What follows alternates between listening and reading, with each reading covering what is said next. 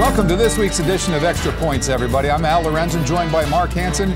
Casey Shelton is AWOL, so we've asked Joe Woodley to join us, defensive coordinator from Grandview College here in Des Moines, and we'll get to Joe in a little bit. But Mark, a lot to talk about in the world of sports this year. I mean, obviously, I know you've followed the Steve Alford saga this week, and you're going to get to that later on in the show.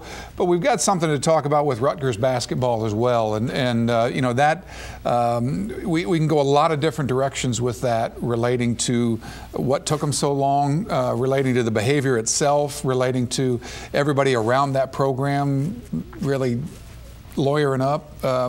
Give me your thoughts on Coach Rice and Rutgers and how that's played out. It's kind of interesting that so few people deserted him, but because it's just, you know, I've been in contact with a lot of football coaches, and you know, they can be tough and they can yell and they can, you know, they're like, some of them are like sergeants in the Army. But well, and there's a time when all of us need a proverbial kick in the backside. I think so, and but I think this, I don't think anyone would disagree with me in saying that this was way beyond the realm of decency, I think. And well, and I've been cussed up one side and down the other by George Raveling. And George Raveling, there were times when George Raveling laid hands on players. Okay, you know, A, it was a different era. B, it was nothing like what we saw in those videos. And for me, I look at it, having spent time in athletic administration, as the AD, when you see that unfold, and you know, he's trying to spin it now in the context of the entire practice. And that, right. I don't care if that was only 2% of the practice. Well, laying hands on kids and doing those things. And if you do it all the time, it just doesn't. It works against you. Either they get used to it and they don't listen to you anymore, right? Or they just lose. I mean, you lose control of them completely. Absolutely. So, well, we're going to jump into more deeply into the Rutgers thing. We're going to get Coach Woodley's perspective on that and how they handle their athletes at Grandview and how they're trying to build a program there. Stay tuned for more Extra Points right after this. Overwhelmed? Frustrated? Not sure what to do with your garage? Let the professional design team at Minnesota Cabinets be your garage organization solution. Floors, cabinetry, slapboard walls, and other accessories, all custom designed to maximize your space and be easy on your budget. Let Minnesota Cabinets, your trusted solution for kitchen cabinets, bring some peace of mind to your garage too. Wait till your neighbors see this. Minnesota Cabinets, home and garage on 100th Street in Urbandale.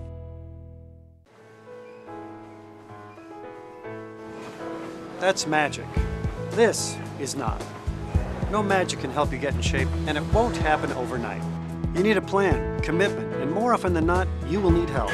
That's what the Y does best. They have the finest facilities and equipment and a professional staff trained to help you succeed. If you and your family are serious about living an active, healthier lifestyle, why wait? Join the Y today and let tomorrow be the start of a healthier you.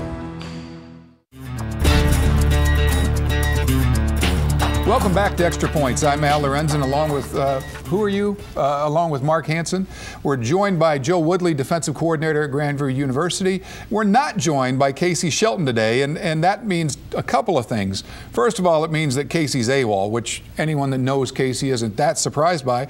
The second thing is you'll actually have some intelligent conversation and some cogent questions that will be flying around the set today. So we hope you enjoy today's show. We realize that in the female demographics, ages 35 to 45, we're probably not going to be as strong without Casey and the product that he uses in his hair on board, but we will muddle through, and Mark has promised to try to be sexy today. So hopefully we can pull this off. I'm going to jump right in. Coach Woodley, and that way I don't have to worry about, you know, which Woodley you are, because it seems like there's about 30 of you that have, even though there's not, here in Des Moines. Welcome to the show. We appreciate you on short notice taking time to come on with us, and want to talk a little bit about Grandview. We want to talk a little bit about what's going on in your life away from football also, but you're the defensive coordinator at Grandview. Mm-hmm. What's going on this time of year for you guys right now? Well, we just, the other night we finished our 4th spring practice. You know, we're just like any other college program, and we got 4 practices in, and got about 11 more, concluding in a spring game on April 19th. You know, it's just a time where recruiting is kind of wrapping up at our level. You know, we don't have that national signing date like the higher levels do, and So we're still recruiting. It's a year-round process at our level. So you're always trying to tie up the loose ends with that, and still get ready for the upcoming season. And one of those big evaluations is spring practice. And really for the most part, that's pretty much what the day consists of right now. Is just preparing for practice, making phone calls, text messages to recruits, and still just continuing to try to spread the word about Grandview football, just because we haven't been around that long. And so you're always marketing and selling, and trying to get some excitement drummed up. Well, and we do want to talk about that. I also want to finish what Mark and I started in the open, and that is, in the context of coaching in general. And I know no coach wants to throw another coach under the bus. No, it's a close-knit fraternity. Everybody empathizes with trying to get 20-year-olds to work together towards a common goal, and it's challenging. But at the same time, knowing your family, knowing how you value the work ethic and the values that sports are about, I'm interested to get your take on what's unfolded with Coach Rice at Rutgers, and kind of how that impacts you as a coach from a family of coaches. Mm-hmm. Well, that's very simple. It can be summed up. We live by two things down at Grandview. This is coming from my dad as our head coach. He has two rules. We have what we call the do-right rule. Everybody knows the difference between right and wrong. And then the golden rule: treat others how you want to be treated. Mm-hmm. If you can. That sounds really simple. Yeah, if you can follow those two, chances are you're going to be successful. And and I think in the case of that coach out at Rutgers, I think if he would have just followed those two simple principles, I don't think we'd be having this discussion today. And and I'm sure he regrets all those decisions, but. You don't change your stripes too often. Chances are he had been doing that a while, would be my guess. And I just don't think there's any place for that in coaching. I've never laid my hands on a player.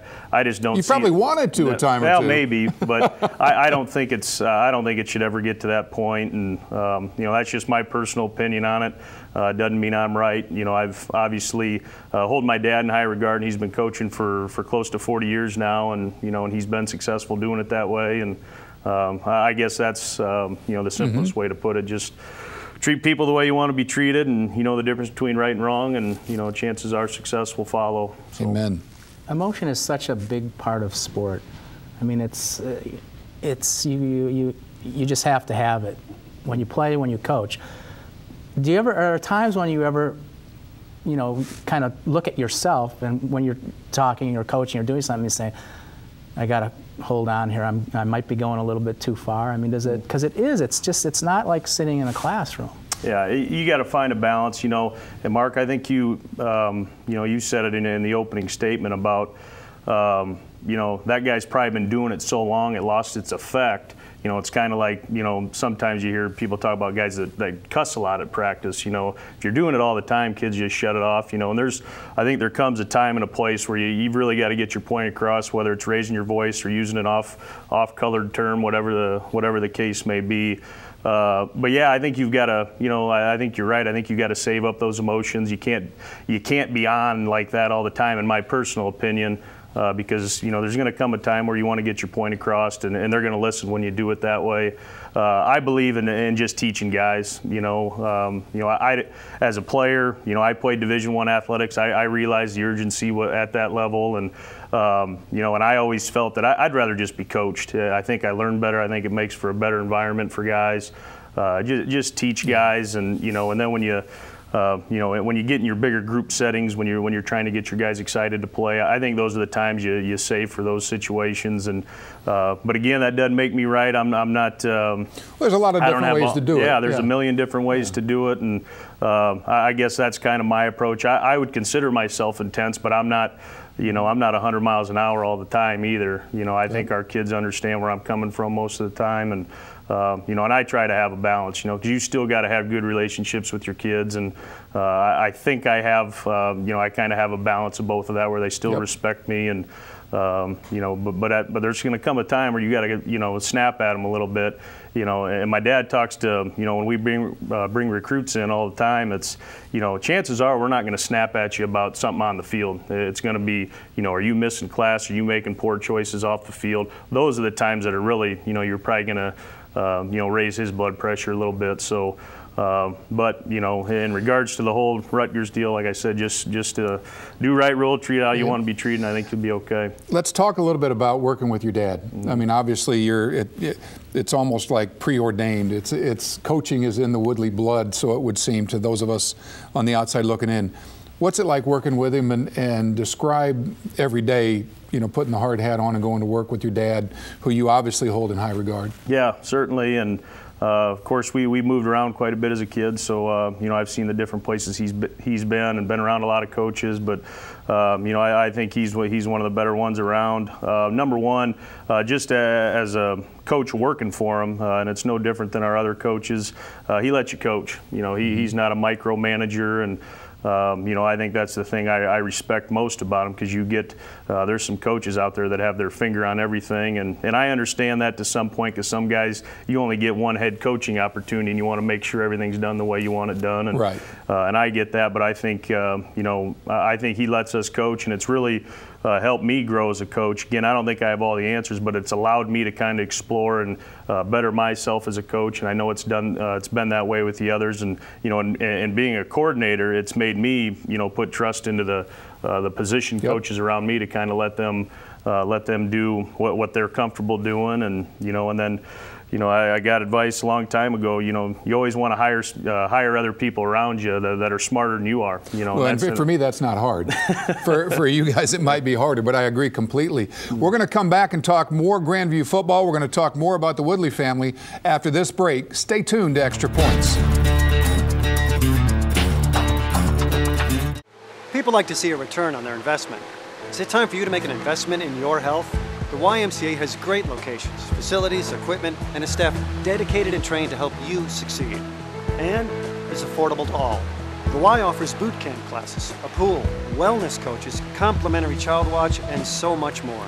If you and your family are serious about living an active, healthier lifestyle, why wait? Join the Y today and let tomorrow be the start of a healthier you. Are you tired of losing the lives and productivity of your employees and their families to diabetes, cancer, heart attack, and stroke? Not to mention the destruction that these and other chronic diseases cause. In an effort to help, we are proud to introduce the newest member of the Holmes Murphy family, Dr. Mike Abelasili. Dr. Mike is Family Physician of the Year in 2010 and has a passionate and proven track record for saving lives and preventing disease. If you truly want your employees and their families to have better lives, you need to call Holmes Murphy. Welcome back to Extra Points. I'm Al Lorenzen along with Mark Hansen, and we're blessed in that Casey Shelton not on the set today, so we actually are raising the level of Extra Points. We've got Joe Woodley with us, defensive coordinator at Grandview, and Joe, we talked a lot about the coaching philosophy that spilled over as a result of the Rutgers conversation and all that. Talk about where you're at. You guys are 5 years in now in terms of building that program at Grandview. Are you know, no coach is ever going to say we're behind schedule, but are you where you thought you'd be? Are you consistent with what the expectations were? Well, you know, in all honesty, I think we're probably ahead of schedule. Believe it or not, we had some early success. Our first year was a struggle. 2008 was our very first football season, and there's a lot of NAIA programs, or doesn't matter what level it is, there's a lot of schools starting to start up football programs right now, because it's a good way to make some money for the school, and that's in theory why Grandview started it. Plus it creates some momentum with admissions and gets people excited about the school, makes you more visible. But the very first year, you know, we brought in about 97 players, and a lot of schools are doing it where you know, you may just sit out a year, redshirt all your guys, don't play any games, just kind of scrimmage against each other, or they're bringing in that team and they're playing a JV schedule or a club schedule. Well, Dad's he didn't want to do that. There's nothing about JV or club when it comes to your dad. No, we jumped right in and played a varsity schedule, and we found out that you know, it takes time or it takes bigger guys to have success at the college level. It doesn't matter if it's Division III, NAIA, Division II.